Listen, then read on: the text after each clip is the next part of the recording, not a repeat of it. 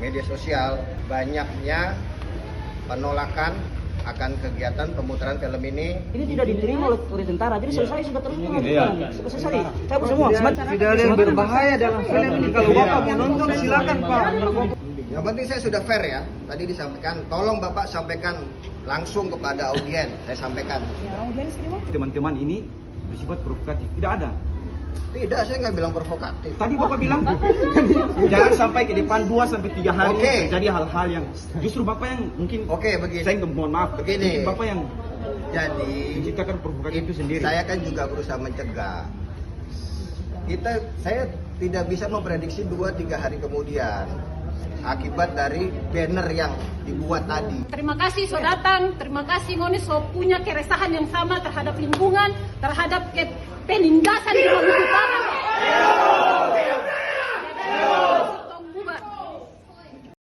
Tersinggung, institusi bersenjata dengan anggaran triliunan rupiah, pegang kendali keamanan negara, tapi mentalnya setipis kertas fotokopian, cuma gara-gara sebuah film dokumenter. Ini bukan cuma lucu, ini ironi yang menjijikan. Lu mau tahu yang sebenarnya dibongkar sampai bikin mereka kebakaran jenggot dan main bredel di mana-mana? Film Pesta Babi yang dirilis April 2026 kemarin itu bukan fiksi, bukan provokasi murahan. Karya Dandi Laksono, Watchdog, bareng Jubi dan Greenpeace itu adalah cermin retak yang ditabrakan langsung ke muka munafik rejim Jakarta.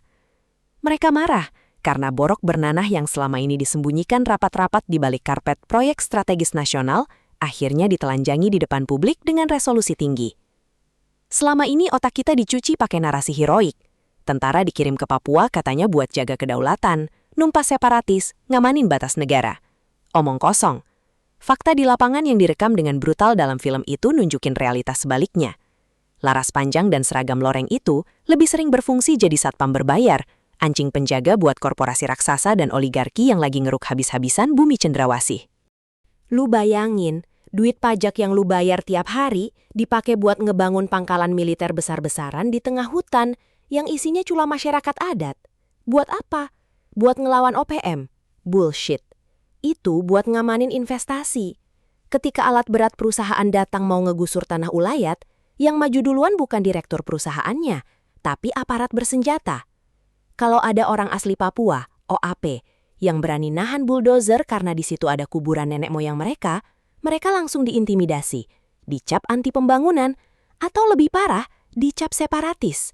Ini aib paling hina. Kebanggaan sebagai prajurit rakyat direduksi cuma jadi centeng pemodal.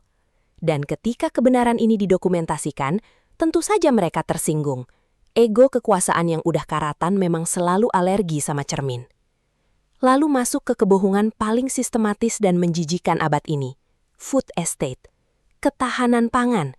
Narasi tai kucing macam apa itu? Di berita nasional, menteri-menteri ngomong dengan dasi rapi soal pentingnya lumbung pangan buat masa depan. Mereka buka jutaan hektar lahan di Papua Selatan, Merauke, Bovendigol, Mapi. Dalihnya mulia banget kan? Tapu Pesta Babi mengiris narasi palsu ini sampai ke tulang-tulangnya. Yang terjadi di sana itu bukan pertanian, itu genosida ekologis. Hutan hujan tropis purba, habitat endemik, paru-paru dunia yang udah berdiri ribuan tahun dibabat habis. Dibuldoser rata sama tanah. Dan diganti pakai apa? Tebu. Hamparan monokultur tebu jutaan hektar milik korporasi Jakarta. Sejak kapan orang Papua makanan pokoknya gula dari tebu? Makanan mereka itu sagu. Hutan yang dihancurkan itu adalah nyawa mereka. Supermarket alami tempat mereka berburu babi, cari ikan, panen sagu. Dengan ngebabat hutan itu, negara secara sadar sedang mencekik sumber kehidupan suku Marind, Auyu, Yei, dan Muyu.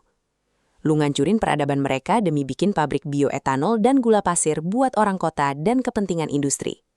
Ini bukan soal ngasih makan orang miskin, ini murni ekspansi agribisnis rakus. Dan negara memfasilitasi perampokan gila-gilaan ini dengan selembar kertas konsesi yang ditekan dari ruangan ber-AC di Jakarta.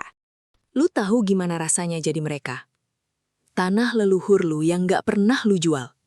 Tiba-tiba diklaim sama perusahaan berbekal kertas berstempel Garuda. Proses negosiasinya penuh manipulasi. Masyarakat adat dibohongi. Disogok dengan nominal yang menghina akal sehat, atau ditekan pakai moncong senjata. Buat orang Papua, tanah itu ibu kandung, tempat roh leluhur bersemayam. Negara dengan congkaknya maksa mereka melepaskan itu semua, mengubah tuan tanah yang merdeka di alamnya sendiri menjadi kuli kasar bergaji rendah di atas tanah rampasan. Itu namanya perampokan berdasi yang dilegalkan oleh hukum kolonial gaya baru. Dan apa akibatnya? Ekosida, kehancuran lingkungan yang nggak bisa diperbaiki lagi. Sungai-sungai yang dulunya jadi urat nadi kehidupan sekarang berubah warna. Tercemar limbah, beracun. Ikan mati, sumber air bersih hilang. Mereka memusnahkan satu ekosistem raksasa demi muterin nyuit para taipan. Judul Pesta Babi itu adalah tamparan satire paling mematikan. Dalam budaya Papua, bakar batu atau pesta babi adalah ritual yang sakral, simbol keadilan komunal dan rasa syukur. Tapi yang terjadi sekarang, yang lagi berpesta pora di tanah Papua itu bukan orang Papua. Yang lagi berpesta dengan rakus, mengunyah hutan, menelan tanah, dan meminum darah masyarakat adat adalah oligarki dan elit politik di Jakarta. Mereka bertingkah persis seperti babi-babi rakus yang melahap apa saja di depannya tanpa sisa. Dan aparat? Mereka cuma penjaga gerbang pesta itu, memastikan gak ada rakyat miskin yang berani ganggu jalannya perjamuan. Jadi kalau lu nanya kenapa mereka tersinggung, jawabannya karena kedok heroik mereka sudah dikuliti habis-habisan.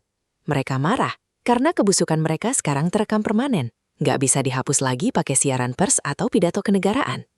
Dan kalau lu dengar fakta ini tapi lu gak ngerasa pengen muntah ngelihat kelakuan sistem di negara ini, berarti lu udah mati rasa. Sialan.